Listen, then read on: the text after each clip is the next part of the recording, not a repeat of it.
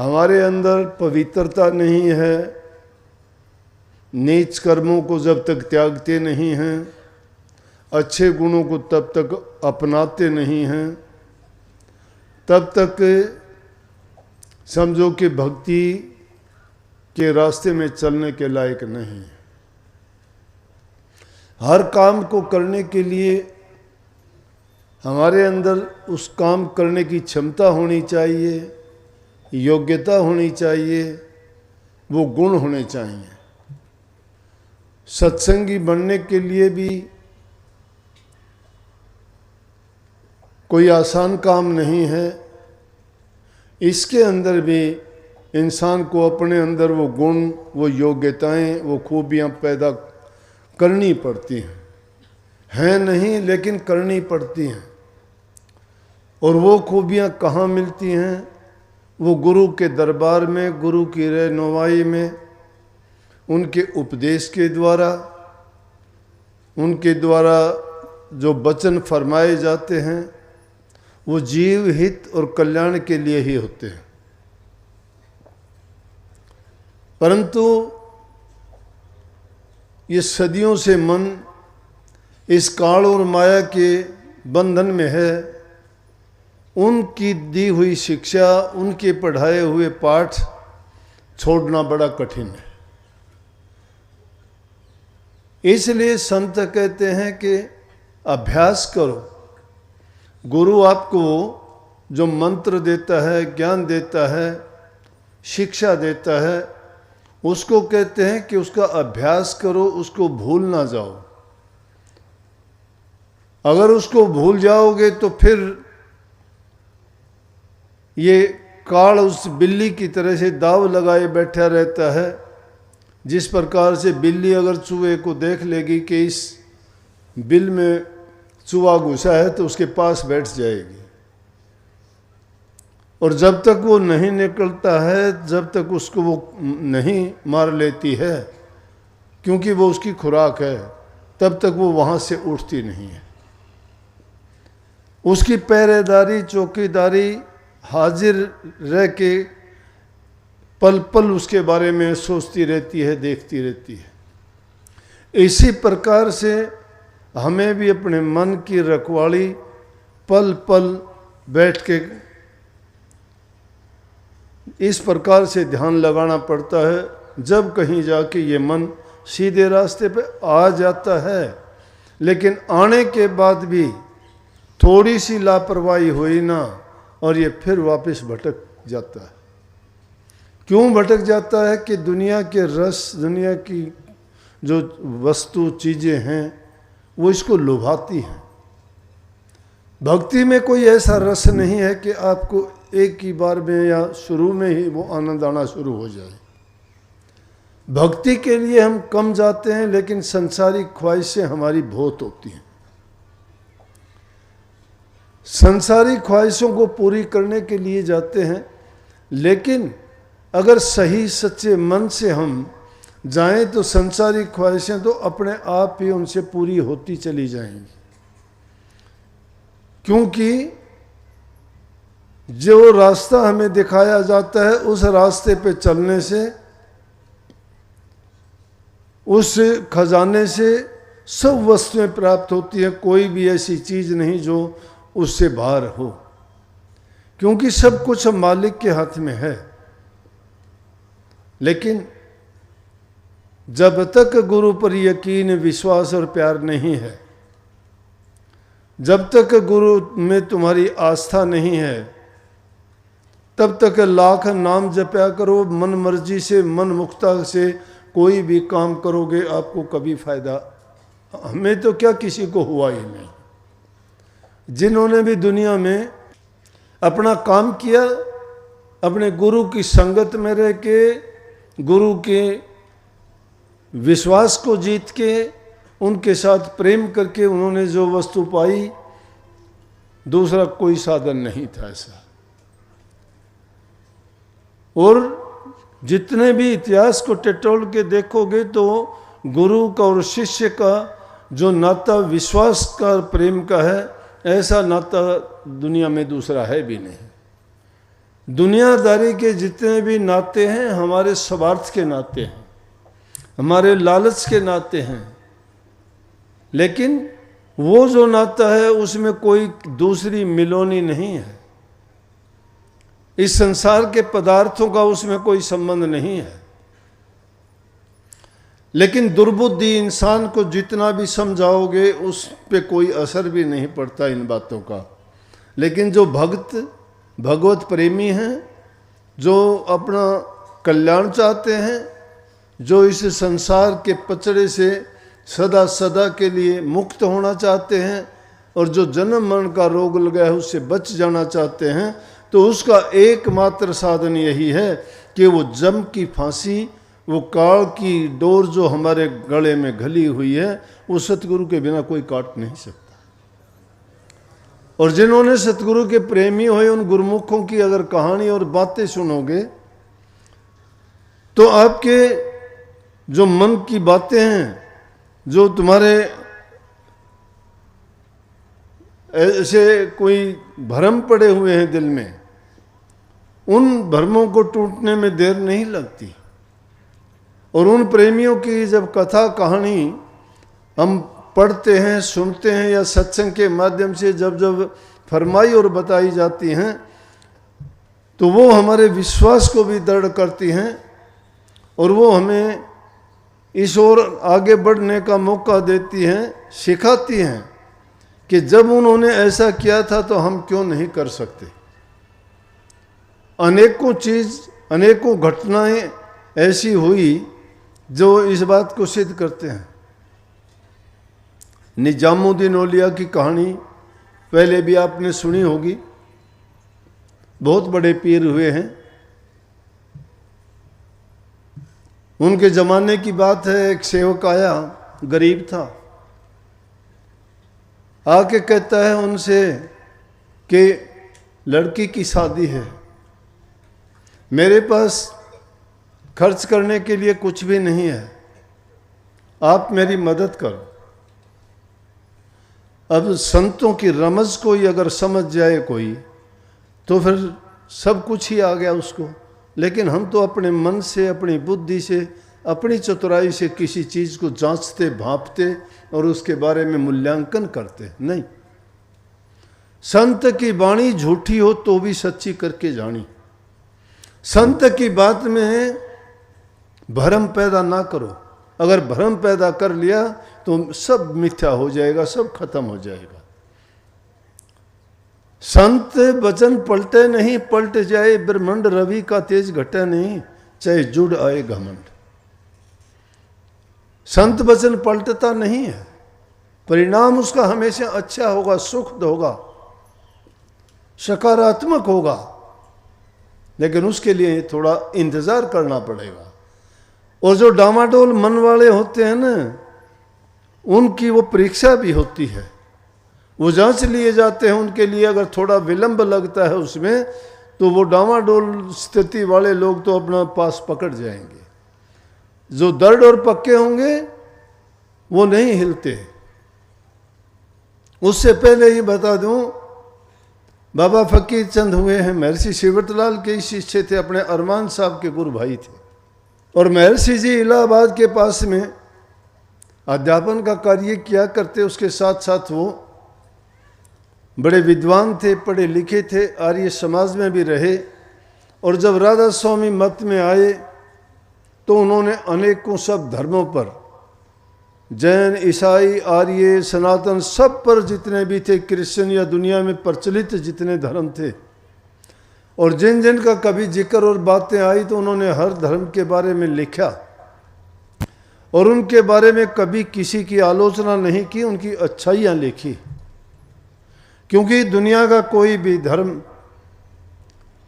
किसी भी जीव को गलत बात नहीं सिखाता, उसके हित की और कल्याण की बातें सिखाता है। उनको सत्य उपदेश दे के उनके जीवन को संवारता है। तो महर्षि जी के पास बाबा फकीर का अपने गुरु से इतना प्यार था कि वो जाते थे उनके पास कई कई दिन तक। नौकरी करते थे, सरकारी कर्मचारी थे रेलवे में, लेकिन जब वहाँ चले गए गुरु के पास तो आने का नाम नहीं लेते थे, चाहे उसकी नौकरी में कोई दखल हो, चाहे कुछ भी हो।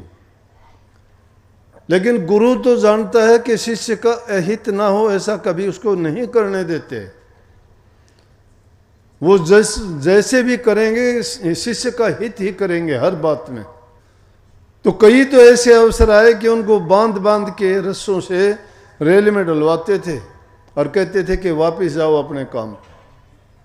एक बार ऐसा मौका आया कि महर्षि जी से दूसरे धर्म वाले कुछ लोगों ने वैसे ही दुश्मनी पाल ली, विरोध करने लगे। महर्षि जी के पास इतनी वो संगत नहीं थी, सत्संगी इतने ज़्यादा नहीं थे। फिर अगर होते भी तो सत्संगियों का काम ना किसी से कोई लड़ाई झगड़ा करना है, ना किसी की आलोचना करनी है, ना किसी से वाद विवाद करना है। सत्संगी आदमी तो जहाँ भी चाहेगा अगर कोई दो कह लेता है उसको सुन लेने में अच्छा मानता है। भली बुरी जैसी गुजरती है वो मालिक की रजा में रहना सीख जाता है। वो आदमी कभी किसी से कोई झगड़ा राड मोल नहीं लेता, क्योंकि तुलसीदास जी कहते होई सोई जो राम रची राख्या, कि राम ने जो रच रखा वो वही होगा। लेकिन ये उन निठल्ले लोगों की सोच के लिए नहीं है जो कह दे कि जो होगा तो होगा ही, हम फिर क्यों प्रयास करें। गलत। जतन अपना करना पड़ता है। ये नहीं कि अग्नि के अंदर जाके बैठ जाओ और कह दे कि देखता हूं कैसे जलूंगा, ये होगा कि नहीं होगा। नहीं, वो आप कर्म जो करते हो सोच के ही करना पड़ेगा। तुम्हारा कर्म तुम्हें बनाता है, वही तुम्हें बिगाड़ भी देगा। अपने कर्म को जो संवारोगे तो उसका परिणाम अच्छा ही होगा। तो ऐसा अवसर आया कि उन्होंने महर्षि जी का जिस मकान में रहते थे उसको सारा तहस नहस कर दिया, भला बुरा कहा, किताबें फूंक दी, और ऐसा करके वो सब चले गए। महर्षि जी के पास जो कोई दो चार शिष्य रहते थे वो भी छोड़ के चले गए। वहाँ पे अकेला फकीर चंद मियाँ, जब महर्षि जी आए आके देखे, कहने लगे फकीर तू क्यों आया, तू भी जा यहाँ से। बोला कि कहाँ जाऊँ मैं, कहाँ जाऊँ, मेरा ठिकाना नहीं आपके सिवाय। वो शिष्य परमार्थ पाते हैं। ऐसी लगन गुरु संग जाकी सो गुरुमुख परमार्थ पात।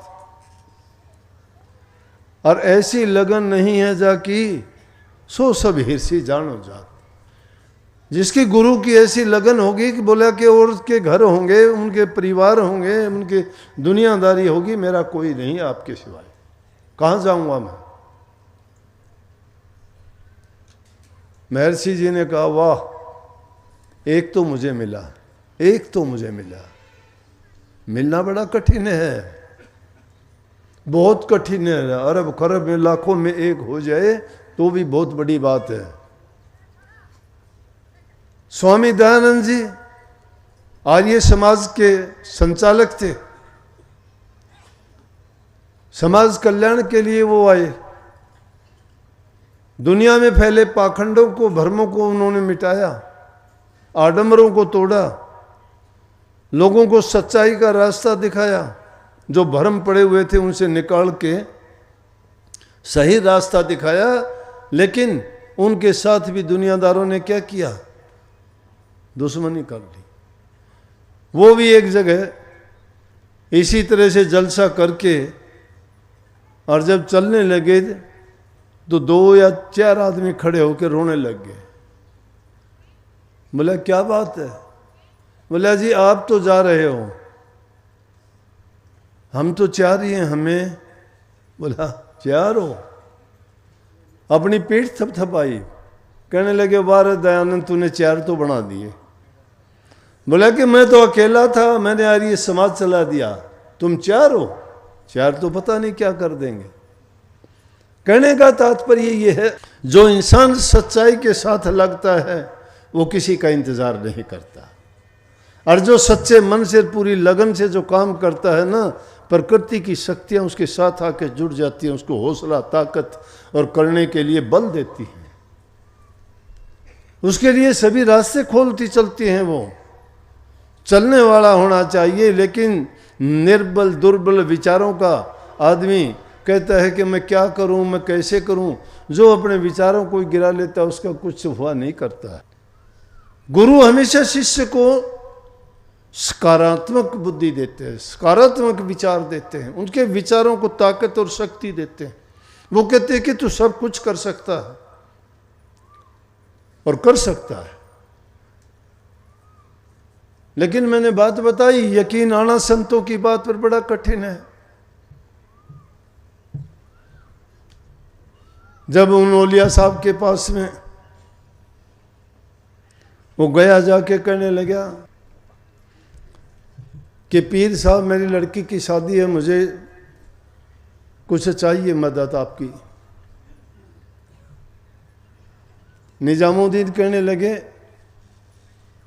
भाई कल को आ जाना, जो कुछ आए संगत से वो ले जाना, तेरा काम चल जाएगा। अगले दिन गया तो एक सेवक वहां जूती लेके आया। अब क्या दे उसको, वो क्या समझे जूती को। निजामुद्दीन ने उसको जूतियां पकड़ा दी कि ये ले जा।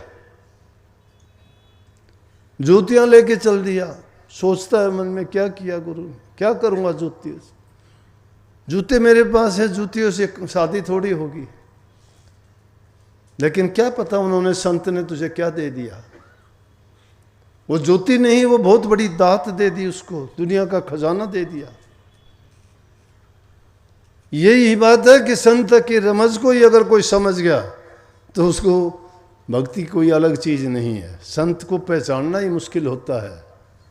नानक साहब के टाइम में बाला मर्दाना उनके साथ रहे पूरी जिंदगी, और जब नानक साहब चले गए तो मर्दाना से कहने लगे, मर्दाना नानक साहब कैसे थे। बोला कि मैं इतने दिन तक मैं साथ रहा, मैं उसको फक्कड़ ही मानता रहा, आज पता लगा कि मुझे नानक साहब क्या थे। पूरी जिंदगी उनके साथ रहा, मैं उनको ये नहीं पहचान पाया। संत अपनी पहचान नहीं देते हैं। शिष्य में ताकत नहीं है कि वो उन भ्रमों से निकल जाए।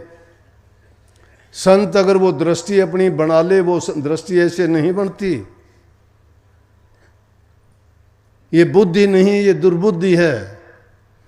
अपनी अकल और समझ से जो सोचते हो वो अकल नहीं, वो चतुराई नहीं है, वो बुद्धिमानी नहीं है, वो कोई विवेक नहीं है तुम्हारा कि जिससे तुम पहचान जाओगे। उसको तो स्वामी जी महाराज ने अविद्या कहा है, अज्ञान कहा है, अंधकार कहा है, भ्रम कहा है।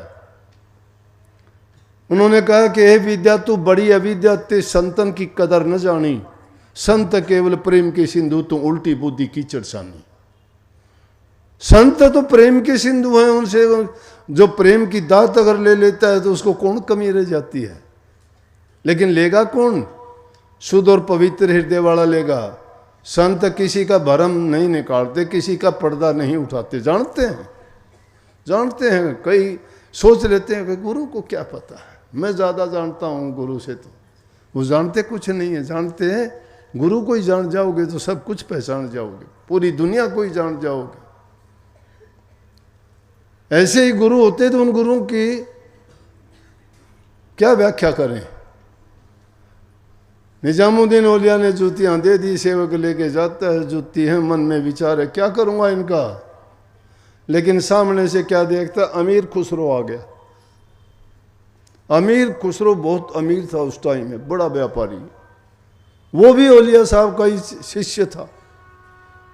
72 ऊंट सोने चांदी हीरे जवाहरात के लदे हुए और सारे सामान बहुत से। उसकी पत्नी साथ में, पहले जो व्यापारी होते थे लाव लश्कर लेके, परिवार को लेके साथ चलते थे। जब चलता हुआ जा रहा था तो अपनी पत्नी से कहता है कि मुझे तो गुरु की खुशबू आ रही है। बोले गुरु की, यहाँ बियाबान जंगल में क्या खुशबू आ रही है। बोला मुझे नहीं पता, मुझे तो गुरु की खुशबू आ रही है। बोले कि आपको तो रात दिन उठते बैठते सोते जागते गुरु के सिवाय कोई दिखाई नहीं देता है।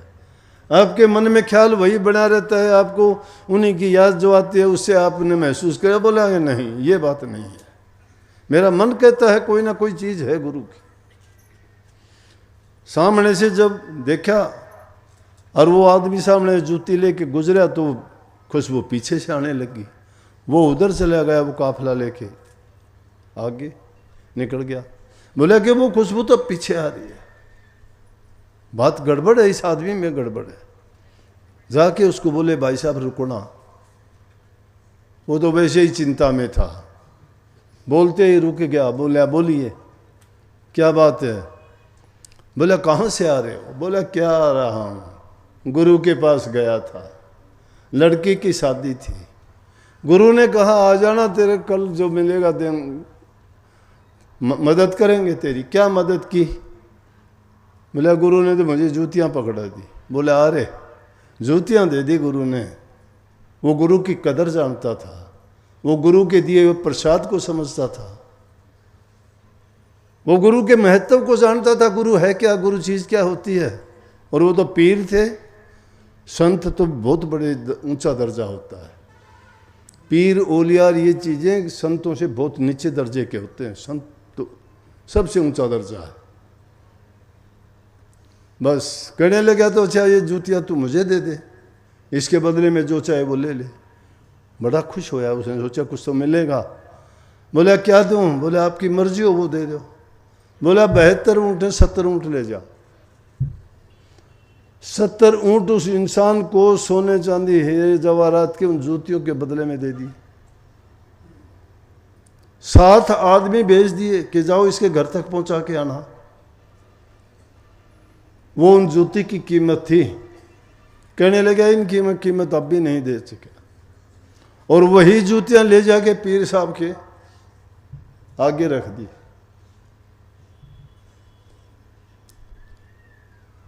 कहने लगे कितने की लेके आया? अरे इन जूतियों का क्या दिया, कितने के लेके आया? बोला 70 ऊँट। बोला फिर भी थोड़ी कीमत दी। बोला फिर भी तूने थोड़ी कीमत दी है, इनकी कीमत थोड़ी थी, क्या दे दिया था मैंने। अगर संत तुम्हें बख्शता भी है तो तुम ले थोड़ा सकते हो। अगर उस चीज़ को कोई समझ ले, ये ना सोचना वो वक्त थे जमाने थे, वो वक्त और जमाने अब भी हैं। अब हमारी नीयत में खोट आ गया है, अब हमारी सोच और ईमानदारी नहीं है, अब हमारा विश्वास डगमगाया हुआ है, हमारे मन के अंदर घातरी हैं, हमारा संग अच्छा नहीं, हमारा खान पान अच्छा नहीं, हमारा विचार अच्छे नहीं। वो सत्य हाजिर है, वो नहीं हिलता कभी भी, इसीलिए उसको सत्य कहते हैं। तो ये गुरु का प्रेम था। और उसके बारे में क्या कहते हैं? कहने लगे अपने शिष्यों से, जब औलिया साहब का समय आया आखिरी वक्त, तो अपने शिष्यों से कहने लगे, बोला अरे खुसरुद्दीन की कब्र मेरे साथ ना बना देना, इसकी कहीं दूर बनाना, नहीं तो कब्र पाड़ के मेरी कब्र में आ जाएगा, मरने के बाद भी मेरी कब्र में। और उसके गुरु से प्रीत देखो। जब अमीर खुसरो को पता लगेगा कि तेरा गुरु तो चोला छोड़ गया,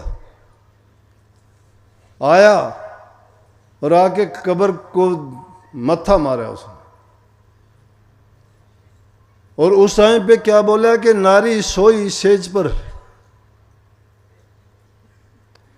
कि जिस प्रकार से औरत सेज पे सो जाती है उस प्रकार से गुरु ने अपने प्राण त्याग दिए हैं। अब चल खुसरो घर दे अपने, अब इस देश में तेरा रहने का क्या काम है। और वहीं प्राण त्याग दिए उसे। मैं ये नहीं कहता कि सबको प्राण त्याग देने चाहिए, लेकिन जिस दुनिया को सत्य मानते हो सत्य नहीं है। गुरु तुम्हें जो उपदेश ज्ञान देता है उस पर चलते जाइए, कुछ भी नहीं होगा तो आपका संसारी जीवन तो सुखी हो जाएगा। ये कोई बहाना नहीं है, हम नहीं कर सकते। अरे छोटी सी बात को लेके घबरा जाते हो, थोड़ी सी समस्या आती है तो तुम बिल बुलाने लगते हो आराम के लिए। कल तक तुम शिकायत करते थे गर्मी है, आज 2 बूंद लगी तो इधर उधर भागने लग गए। वो नहीं देखता क्या कि कितने भगत आए, इनकी देख तो लूँ मैं।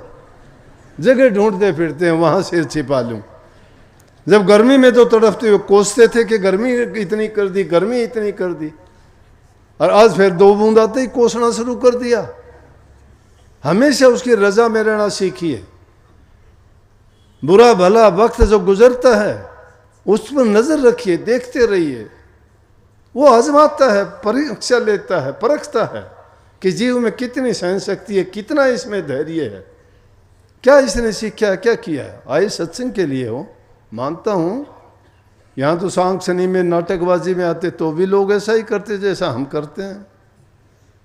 देखो उसने तो बहुत अच्छा करना था कि चिंता ना करो, ये बूंद भी नहीं रहेंगी, मैं धूप भी करके देख लूंगा, फिर बिल बिलाना शुरू कर दोगे।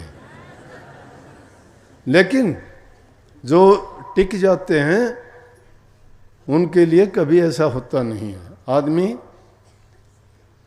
यकीन रखो, विश्वास रखो, डगमगाओ नहीं। और भक्ति का मार्ग तो कठिन तो है, उसके साथ साथ आसान बहुत है। ये अभी वाणी आपने नहीं सुनी क्या, कबीर साहब ने कितने सुंदर ढंग से कही, लेकिन उसके में एक अभ्यासी को, एक सत्संगी को उन बातों को मान लेना चाहिए। उसका भजन बन जाएगा, उसका जीवन संवर जाएगा। उसकी बुराइयां तो मैंने पहले ही कह दी कि पहली चीज सबसे पहले अपने अंदर बुराइयां हैं उनको निकाल दो। दूसरे की बुराइयों की ओर ना देखो, तुम्हें कुछ भी नहीं देंगी वो। दूसरे की बुराई देखने से ना तो तुम्हें कोई फायदा होने वाला है और ना ही उसका कोई फायदा होने वाला है। वो अपना कर्म भोगेगा, तुम अपना कर्म भोगोगे। कर्म करो तो अपना अच्छा कर्म करो, अपने कर्म को सुधारो, अपने जीवन को बनाओ। सबसे पहले इंसान अपने चरित्र को सुधारे, चरित्रवान बने। नंबर 2 चीज, अपनी संगति को सुधारो। जिस इंसान की संगति खराब हो जाती है वो कभी नहीं सुधरेगा। नंबर 3, अपने खान पान का ख्याल रखो, पवित्र होना चाहिए, सात्विक होना चाहिए। और उसे भोजन की भी 3 प्रकार की दशा है। नंबर 1 तो भोजन में जातीय गुण होता है। जातीय गुण कैसे? मीठा खाओगे तो मिठाई का गुण है, नमकीन खाओगे नमकीन का है, मिर्च खाओगे तो दूसरा ही उसका स्वाद है, वो उसके जातीय गुण है। लेकिन उनके खाने से वो प्रभावित करते हैं हमें।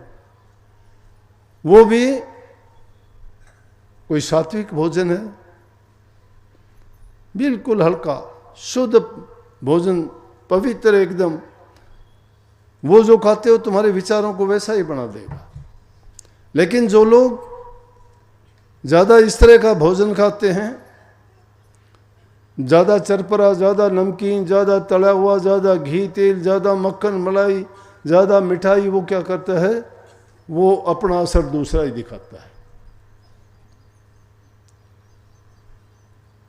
वो तमोगुण को बढ़ा देता है, रजोगुण को बढ़ा देता है। जब रजोगुण और तमोगुण बढ़ जाते, तमोगुण तुम्हारे से लड़ाई झगड़ा करवा देगा, ब्लड प्रेशर तुम्हारा बढ़ जाएगा, अंट संट बातें करोगे। रजोगुणी शक्तियां अगर बढ़ जाएंगी तो तुम्हें काम में, क्रोध में, लालच में, इनमें फंसा लेंगी, वो नहीं निकल पाओगे।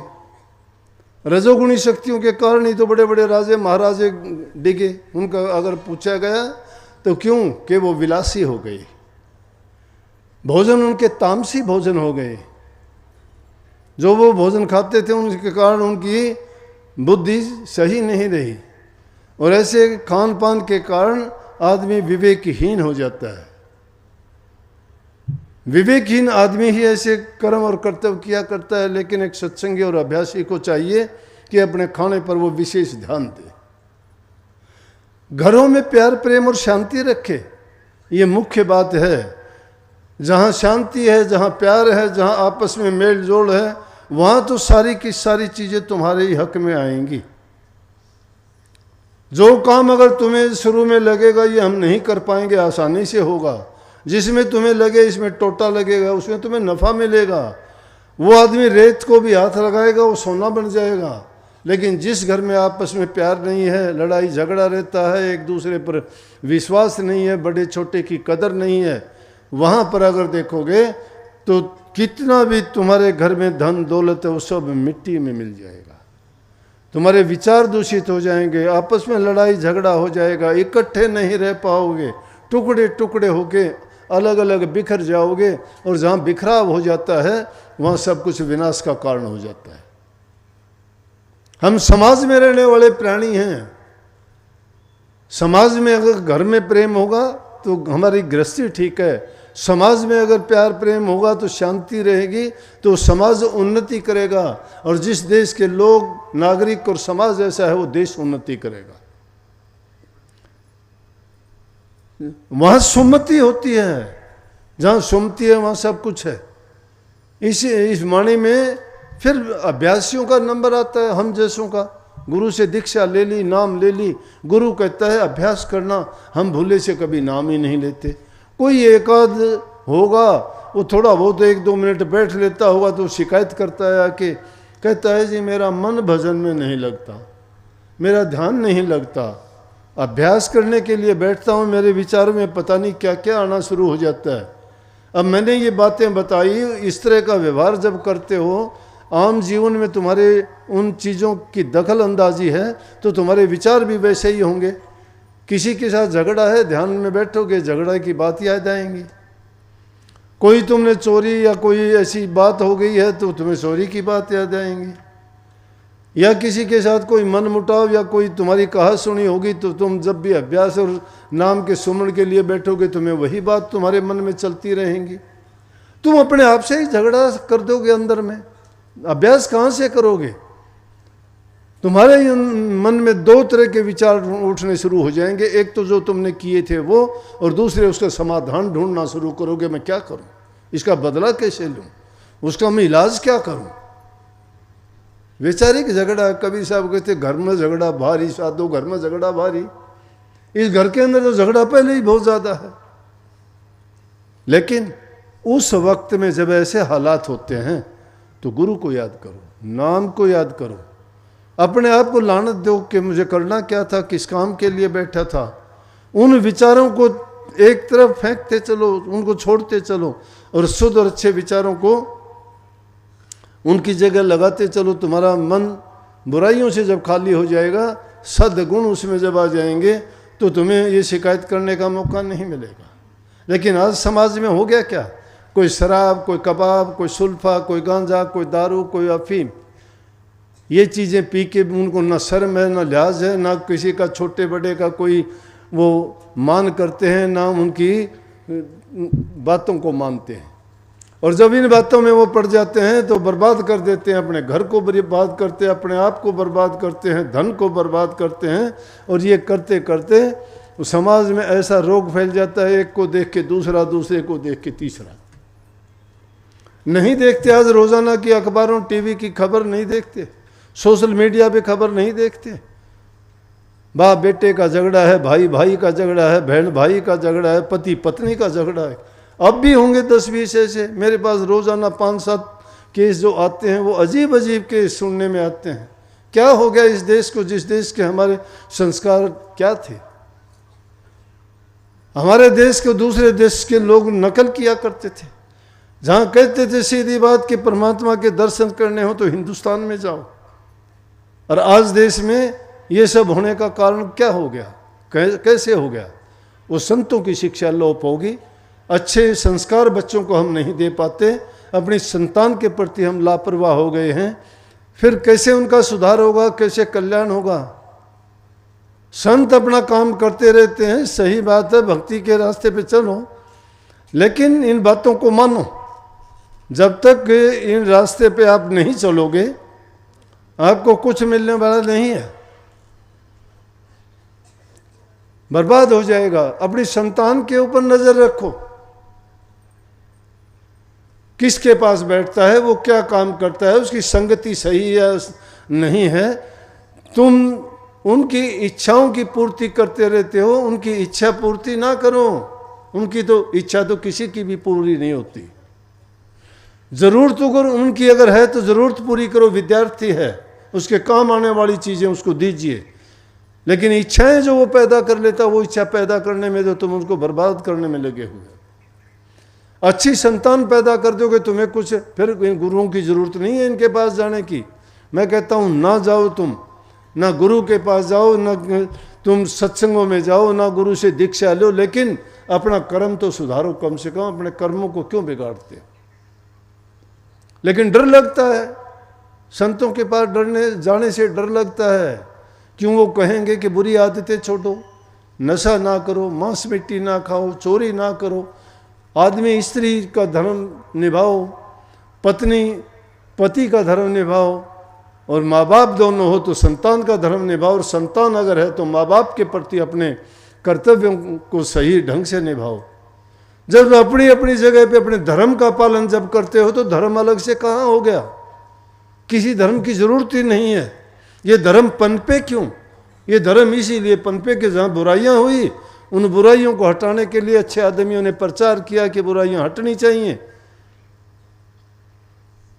और बुराई जब हटाओगे, मन को एक रास्ते से हटाओगे तो दूसरे रास्ते पे लगाओगे। लेकिन कबीर साहब ने कहा है कि मन का ये काम है, वो काल का एजेंट है, वो अपनी मनमानी करता है, तो उसको मन को रोकिए, मन को ठहरा दीजिए। कहाँ ठहराओगे? उसका तरीका बता दिया, एक नहीं अनेक बताए वाणी में। और इन्होंने गाया, मन के लगाए पिया पावे जी कोई, इस विद मन को लगावे जी। मन के लगाने से पिया मिल जाएगा, लेकिन मन को किस विद से लगाए, मन को किस तरीके से लगाएं? मन सबके पास है, सब मन के काम करते हैं, फिर वो पिया क्यों नहीं मिलता? पिया क्या है? परमात्मा को। उसको पाने के लिए मन को इसे ढंग से लगाइए। किस ढंग से? पहला ढंग क्या है कि जैसे नटनी चढ़े बांस पर और सुरत बांस में लगावे जी। अभ्यासी के लिए सारा सब कुछ कह दिया इसी ने। जिस प्रकार से नट का खेल देखा होगा, ढोलिया नट नीचे ढोल बजाता है, नटनी बांस के ऊपर एक रस्से पे चढ़ जाती है, कोई सहारा नहीं है किसी। एक रस्से पर शरीर को साधना कितना आसान है। एक रस्से पर शरीर नहीं साधा जा सकता, लेकिन उसको साधने के लिए क्या लिया उसने? बांस। उससे बैलेंस बनाती है, बस इतना वो करती है, गिरती नहीं। हमें भी अभ्यास के दौरान उस नाम को उस बांस की तरह से रखना चाहिए। इधर उधर के जो ख्यालात आते हैं उसमें डामाडोल नहीं, अपनी सुरत को उसी में लगा दो। दूसरी बात में कही, जैसे पनिहारी चली नीर भरण को, घड़ा सिर पर घड़ा, घड़े पर झारी, हाथ छोड़ बतड़ाऊं सारी। सिर पर घड़ा रखती है, घड़े के ऊपर दूसरा घड़ा रखती है, और सुरत ध्यान उस घड़े में ही रखती हैं। बात भी करती हैं, सहेलियों से बातें करती चलती हैं, इधर उधर से ध्यान भी रखती हैं, और वो उनको नहीं गिरने, जल भी नहीं छलकने देती। नहीं से कबीर साहब ने कहा कि आप उसकी नकल कर लीजिए, उनकी नकल करके सीख लीजिए ना, कि उस मन को इस प्रकार से टिका दो। दुनियादारी की बातों की तरफ रहो, कोई बात नहीं, सब सुनते रहो, सब देखते रहो, लेकिन अपने आप को तो इस तरह से साध लो। लेकिन आगे जो बात कही वो बड़ी कठिन कह दी। वो कह दी कि जिस प्रकार से बूरा रेत के अंदर मिली हुई है, और उस बूरा को हाथी अगर ढूंढना चाहो उसे नहीं ढूंढ सकता, हाथी भारी भरकम है, और वो बूरा कितनी रेत के कण जितनी है, उसमें मिली हुई है, कैसे निकालेगा उसको? उन्होंने कहा कि उसे बूरा को निकालने के लिए चींटी बनना पड़ेगा, हाथी नहीं। वहाँ बल नहीं काम देगा, शरीर काम नहीं देगा, तुम्हारा अहंकार काम नहीं देगा। अहंकार को त्याग के चींटी की भांति छोटे से छोटे बन जाओ। और छोटे से छोटा इंसान कब बनता है? जब वो अपने आप को जीत लेता है, जिस पर सुख दुख का कोई असर नहीं होता, जिस पर मान बढ़ाई अपमान का कोई असर नहीं होता, जिस पर लाभ हानि का कोई असर नहीं होता, जो जन्म मरण को नहीं जानता, जो लाभ हानि किसी चीज़ को मानता ही नहीं है, उसका मन सिर्फ लगा हुआ है, वो अपने आप को छोटे से छोटा मानता है, जिसके लिए नानक साहब ने कही कि ऐसा नन्ना होए रहो और जैसे नन्ही दूब और घास सब जड़ जाएगी दूब खूब की खूब, कि ऐसे नन्हे हो जाओ तुम कि जिस प्रकार से दूब है, हरी घास है, और सब घास जड़ जाते हैं, दूब नहीं जड़ती, वो हरी की हरी हो जाती है। फिर इसीलिए ऐसे छोटे बन जाओ तुम, अहंकार को त्याग दीजिए, मान बड़ाई को त्याग दीजिए, अपने बल को त्याग दीजिए। कहने को हम बहुत कहते हैं, कहने को गीत भी बहुत गाते हैं, और गीत भी क्या गाते हैं? बलिहारी गुरु देव की जिन दिया भरम गढ़ तोड़े, बलिहारी गुरु दे। बलिहारी, बलहार जाइए। बलिहारी का मतलब बलियारे नहीं, तुम बलियारे बोलिया करो, बलिहारा नहीं, बल हारना है। वो बुद्धि का बल हार जाइए, शरीर का बल हार जाइए, ज्ञान का बल हार जाइए। हारना बल, कोई बल नहीं है, बलहीन हो जाइए। जब गुरु के सामने बल हार जाओगे, गुरु के सामने चतुराई करते हो, गुरु के सामने बल दिखाते हो, तो कहाँ हारे हो? हारे नहीं हो। हारे का हर बताते हैं ना, किससे हारे? गीत का फिर कहते हैं, दुनिया से जो हारा वो आया तेरे द्वार, यहाँ से भी जो हारा कहाँ जाऊंगा सरकार। सरकार को दोष क्यों देता है? हारता खुद है। दुनिया से क्यों हारा? दुनिया से अगर हार जाता तो जाने की जरूरत ही नहीं होती। जो दुनिया से हार जाता है गुरु के पास जाता है, और जो गुरु के पास जाता है वो परमात्मा के पास चला जाता है। लेकिन दुनिया के बल जब तक उसके अंदर काम करते हैं, वो बुद्धि जब तक काम करती है, वो उनको जीत नहीं पाता। इसलिए कही कि तुम अगर उस वस्तु को प्राप्त करना चाहते हो, उस अवस्था में जाना चाहते हो, जन्म मरण से जीतना चाहते हो, इस संसार की व्याधियों से छुटकारा पाना चाहते हो, तो अपने आप को इतना छोटा बना लीजिए जिस प्रकार से उस बूरा को ढूंढने के लिए कीड़ी बन जाती है। वो कीड़ी खोज लाती है, वो बूरा को ढूंढ लेगी फिर। और आगे फिर क्या कहती, लगन भी कैसी होनी चाहिए कि जैसे सपेरा बीन बजाता है, सांप जो होता है वो क्या करता है कि ठाठ को ठटेरे दूर रख के आता है। तो सांप रात के टाइम में, जो मणि वाले सांप होते हैं, रात के टाइम निकलते हैं। सांप के मस्तिष्क में मणि होती है। ये कहानी सुनी सुनाई है, एक आध मौका मिला मुझे, लेकिन वो सांप मणि तो मैंने नहीं देखी, गजमणि मैंने देखी है, कस्तूरी भी मैंने देखी है, लेकिन नागमणि मुझे दिखाई नहीं दी, ना मिली। अगर मिलती तो बता भी देता उसकी भी। तो क्या होता है, कहते हैं कि नागमणि होती है, काला सांप जो होता है सबके नहीं होती वो, जैसे सब हाथियों के वो नहीं होती ना मणि, किसी किसी हाथी में मणि होती है। तो वो नाग क्या करता है, रात के टाइम में सांप निकलता है और अपनी मणि को काट के रख देता है। मणि में रोशनी होती है और उसमें जाके कहता है ओस चाटता है वो। लेकिन अगर किसी कारणवश वो उसकी मणि कोई चुरा ले, कोई उठा ले, या मणि उससे वो अलग हो जाए, तो कहते हैं वो सिर पीट पीट के सांप अपने प्राण त्याग देता है, मणि के बिना रह नहीं सकता। हम कभी पीटते हैं क्या सिर? अपने इष्ट को भूलते हैं, परमात्मा को भूलते हैं, नाम को भूलते हैं। कहता है कि उस तरह से उसे नागमणि वाले नाग की तरह से तुम जैसे वो मणि की रखता है, उसी प्रकार से हमें भी अपनी नज़र यूं लगाए रखनी चाहिए। अगर हमारी दृष्टि से कुछ पल के लिए भी अगर हम उस नाम से दूर हो जाते हैं, तो फिर कबीर साहब कहते हैं बचने का खाना नहीं है। गुरु माथे से उतरे शब्द बिहू ना होर, ताको काल घसीट सी बचा न सके कोई। अगर गुरु माथे से उतर गया, गुरु अगर तुम्हारे विचारों से अगर चला भी गया, निकल गया, भूल हो गई तुम्हारे से, तो एकदम काल अपना दाव चला देगा, तुम्हें घेर लेगा, बचने का कोई खाना नहीं है। इसलिए गुरु को हरदम याद रखो।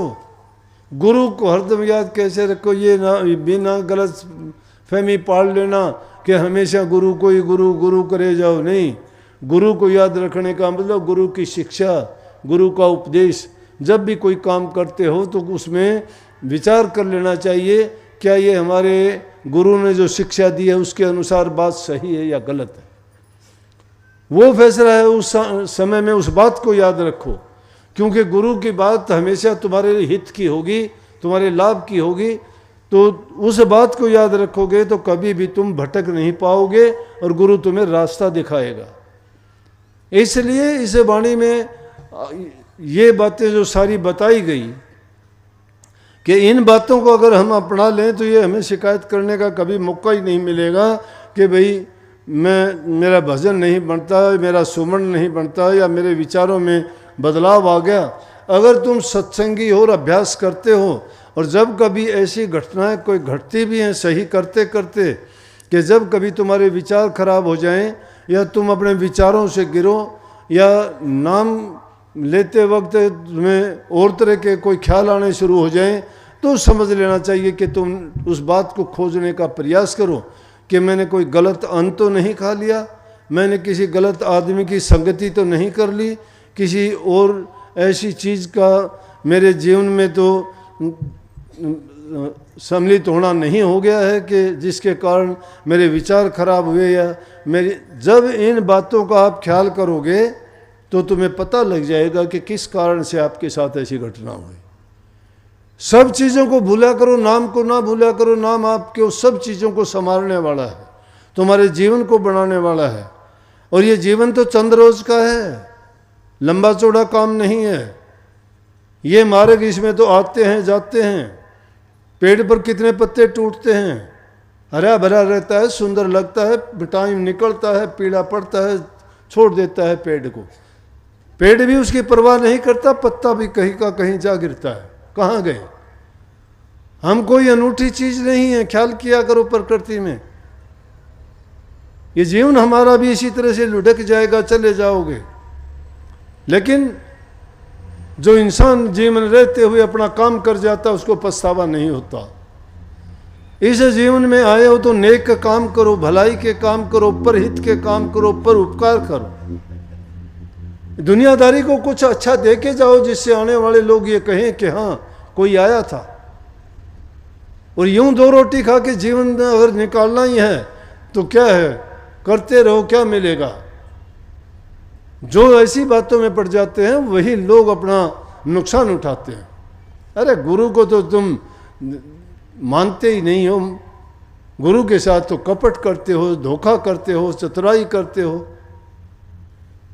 गुरु के सामने अगर पर्दा रख लिया तो तुम्हारा कैसे सेवक। गुरु से अगर भ्रम का पर्दा ही रख लिया तो कैसे सेवक, तुम्हारा किस प्रकार से उद्धार हो जाएगा। कपट है। कपटी आदमी को कभी ना धुन सुनाई देगी, ना नूरी रूप दिखाई देगा, ना उसका सुमन और भजन अभ्यास नहीं बनेगा। लिखवा के ले लो मेरे से, कभी नहीं बनेगा उसका। संतों की तो ये है, उन्होंने कही कि जैसी लगन लगती है इंसान को, शुरू में लगन लगती है, बैराग लगता है, तीव्र बैराग लगता है। सोचता है मैं ये कर दूं, मैं छोड़ दूं सब कुछ, ये दुनिया झूठी है, ये परिवार झूठा है, मेरी बर्बादी होगी इनके संग रहने से। लेकिन धीरे धीरे फिर क्या होता है, वो बात नहीं रहती, वो बात नहीं रहती, भूल जाता है इंसान। फिर उसमें आपापन आ जाता है। क्यों आ जाता है? वो लगन वैसी अगर लगी रही तो क्या कहना उस इंसान का। जैसी लगे शुरू में वैसी निभा दे ओढ़ अपनी, तो क्या गिने उतारे पुरुष के रोड। जो लगन तुम्हारी शुरू में लगती है वही लगन तुम्हारी अंत समय तक हो तो अपना कल्याण क्या, तुम तो लाखों दूसरे जीवों को भी त्यागने वाले बन जाओगे। लेकिन इंसान का स्वार्थ और लालच बहुत बुरी चीज है। ये इच्छाओं का समुद्र इतना गहरा है, इंसान जब इच्छाएं पाल लेता है ना मन में, वो पूरी नहीं होती, वो उसको बर्बादी की तरफ धकेल देती है। क्योंकि इच्छा पूरी ना होने के कारण उसको क्रोध आएगा, क्रोध आएगा तो पाप कर्म करवाएगा, पाप कर्म करवाओगा तो पाप का आपके कर्ज चढ़ जाता है, वो कर्ज नहीं उतरेगा। और इच्छाएं पूरी भी हो जाती है तो इंसान लालची हो जाएगा। और लालच हो जाएगा तो लालच भी कभी छूटता नहीं है, फिर वो लालच बढ़ता ही चला जाएगा। तो दोनों तरह से बुरा है।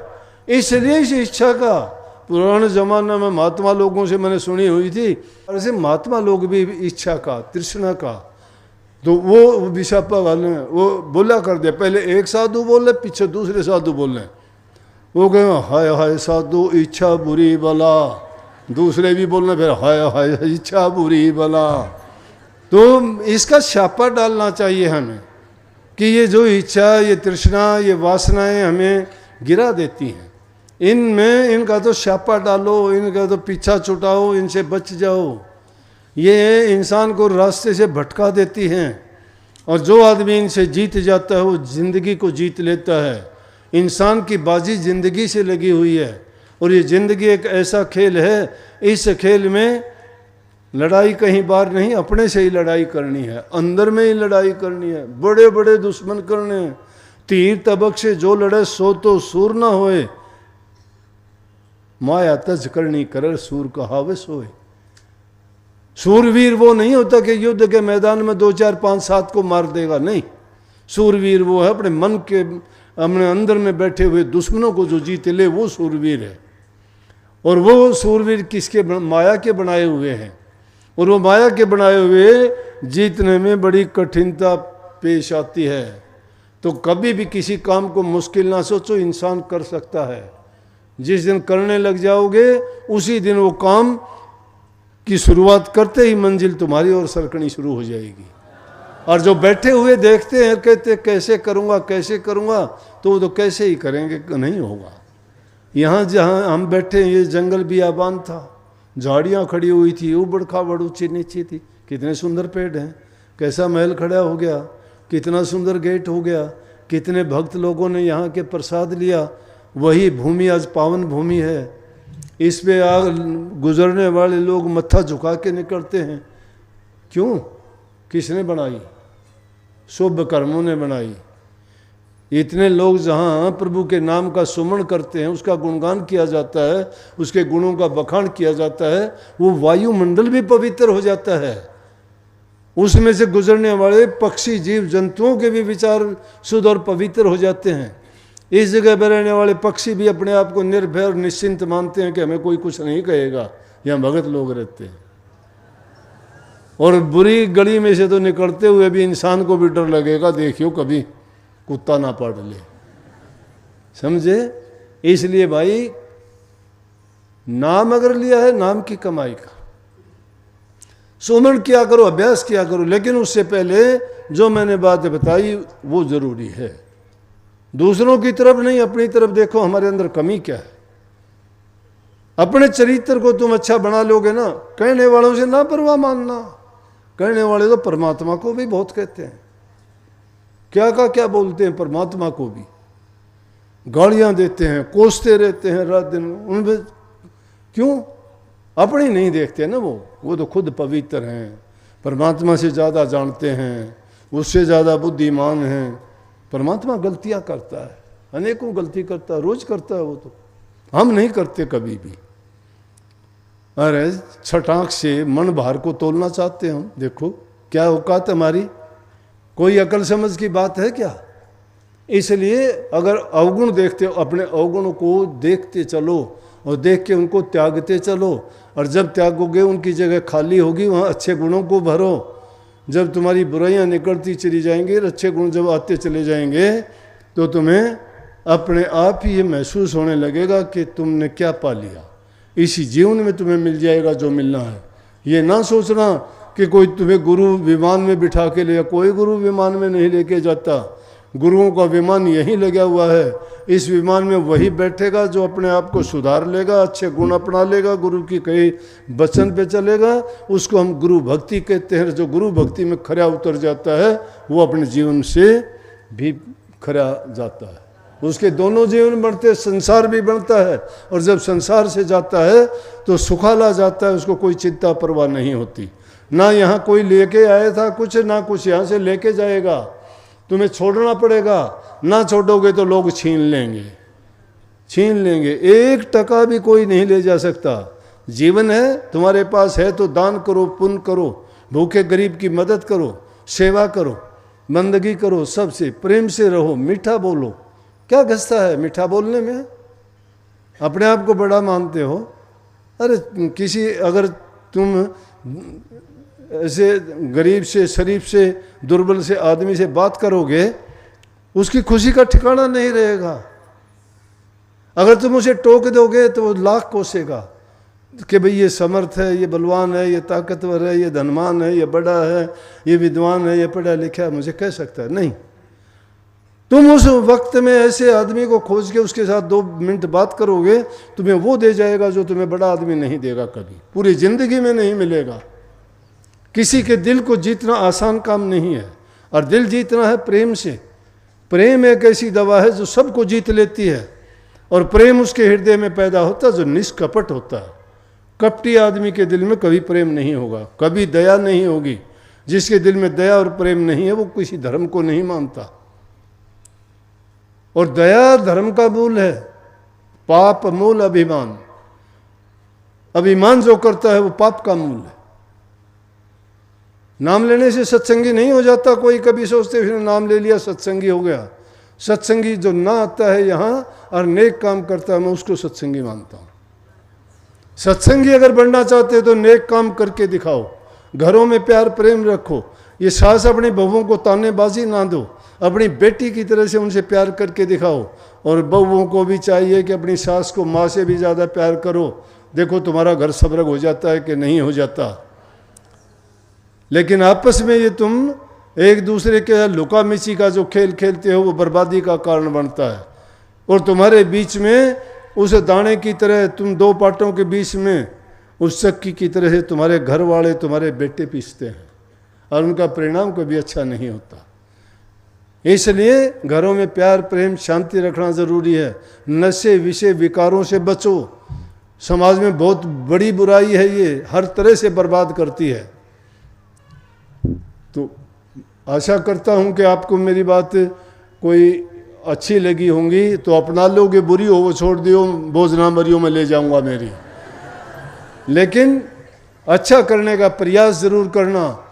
ये आशीर्वाद है आपको सतगुरु की ओर से कि जो इन बातों को मानेगा उसका कल्याण होगा, उसका जीवन सुखी रहेगा, और उसको हर प्रकार से सुख शांति और खुशहाली मिलेगी।